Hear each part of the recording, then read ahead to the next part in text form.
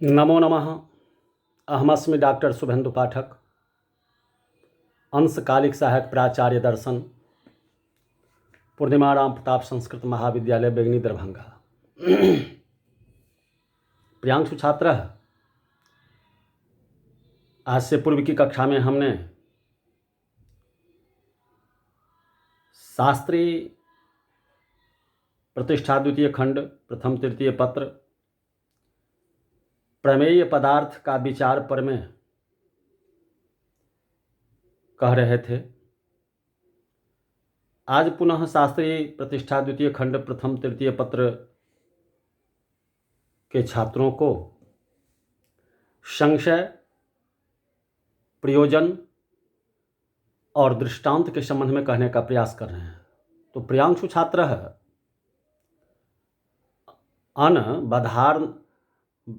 अनबधारणात्मकं ज्ञानं संशयः स त्रिविधः।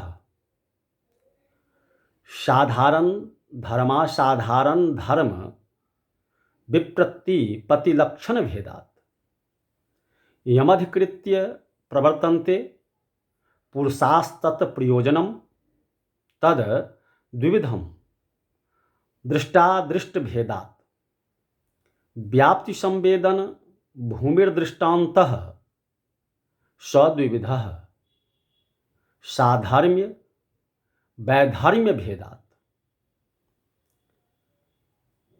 अनिश्चयात्मक ज्ञान को संशय कहते हैं। यह तीन प्रकार का है। एक, दो वस्तुओं में कोई धर्म साधारण होने के कारण होने वाला संशय, जैसे यह परमाणु है कि पुरुष, स्थान, खंभे और पुरुष दोनों में सामान्य धर्म एक ही है। ऊंचा होना, विशेषताएं स्पष्ट नहीं है। स्थानुत्व का निर्णय करने वाली विशेषताएं जैसे वक्रता या कौटरादि होना अथवा पुरुषत्व का निर्णय करने वाली विशेषताएं जैसे हाथ, पैर आदि कोई भी स्पष्ट नहीं है। इसी से संशय होता है। दो में किसी वस्तु के असाधारण धर्म दिए जाने के कारण होने वाला संशय, जैसे पृथ्वी नित्य है कि अनित्य। पृथ्वी का असाधारण अपना धर्म है गंध से युक्त होना।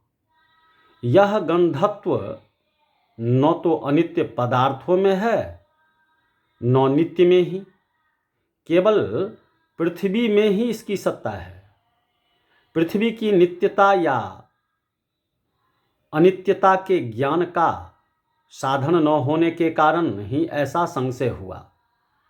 तीन में, विभिन्न शास्त्रकारों में मतभेद होने के कारण उत्पन्न संशय, जैसे कुछ लोग कहते हैं कि शब्द नित्य हैं, दूसरे कहते हैं कि शब्द अनित्य हैं।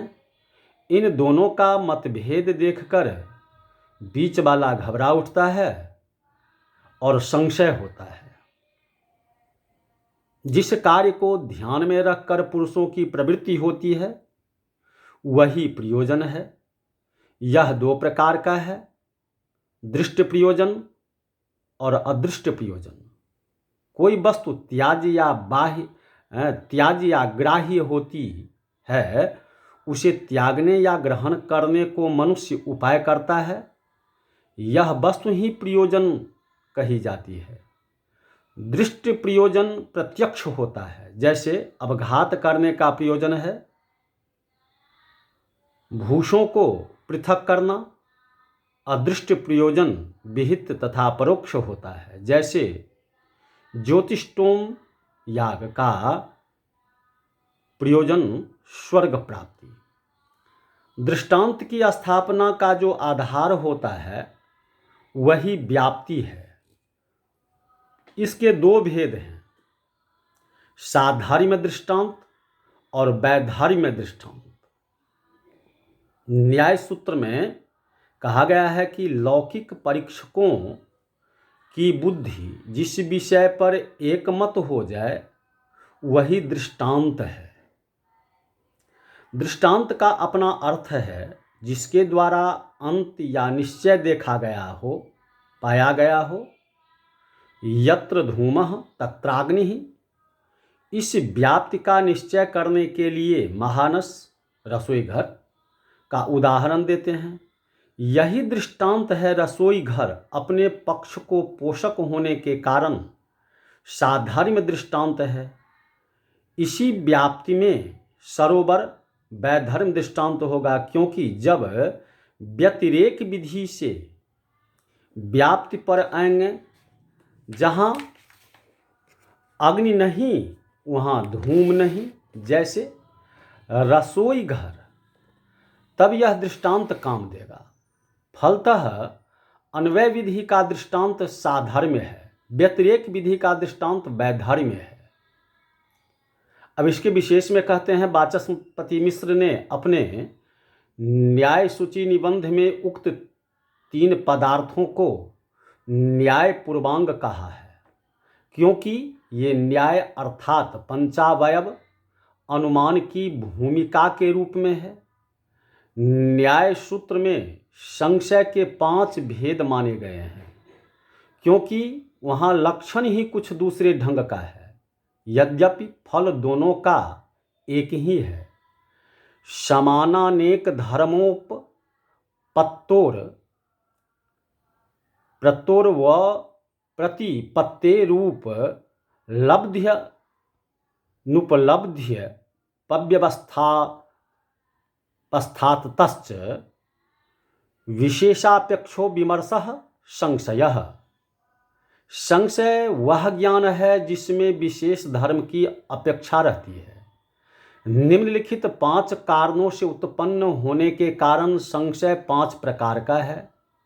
एक में समान धर्मोपपत्ति, जब समान धर्मों की प्राप्ति कई वस्तुओं में हो और विशेष धर्म की अपेक्षा हो, तब ऐसा ज्ञान संशय है।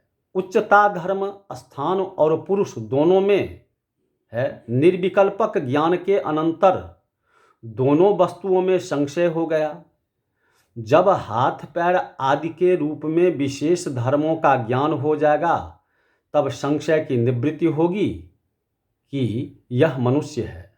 2 में अनेक धर्मोपपत्ति, अनेक का अर्थ है स्वजातीय और विजातीय। जब असामान्य धर्मों का ज्ञान होता है तब भी संशय होता है। शब्द का श्रवण करके यह पूछना कि यह नित्य है या अनित्य, संशय है। शब्द का धर्म मनुष्य, पशु आदि अनित्य पदार्थों में भी नहीं है और न नित्य परमाणुओं में ही है। गंधवती होने के कारण पृथ्वी, जल आदि द्रव्यों से भी विशिष्ट है, गुण कर्म से भी विशिष्ट है। अब यह संशय हो गया कि पृथ्वी द्रव्य है कि गुण या कर्म। 3 में विप्रतिपत्ति, शास्त्रों में परस्पर विवाद होने से भी संशय होता है। शब्द की नित्यता का उदाहरण प्रचलित ही है। 4 में उपलब्धि व्यवस्था, कभी कभी हम देखते हैं कि प्रत्यक्ष की अव्यवस्था से भी संशय होता है। तड़ागादि में तो विद्यमान होने पर जल का प्रत्यक्ष होता है, पर मृगमरीचिका में अविद्यमान होने पर भी इसका प्रत्यक्ष होता है।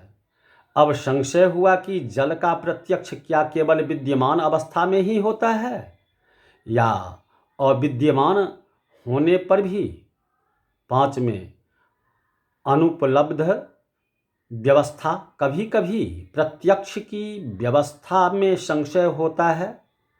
मूली में जल है पर दिखाई नहीं पड़ता, पत्थर में भी जल नहीं दिखता पर वहाँ वास्तव में नहीं है। क्या जल विद्यमान या अविद्यमान दोनों ही दशाओं में दिखलाई नहीं पड़ता?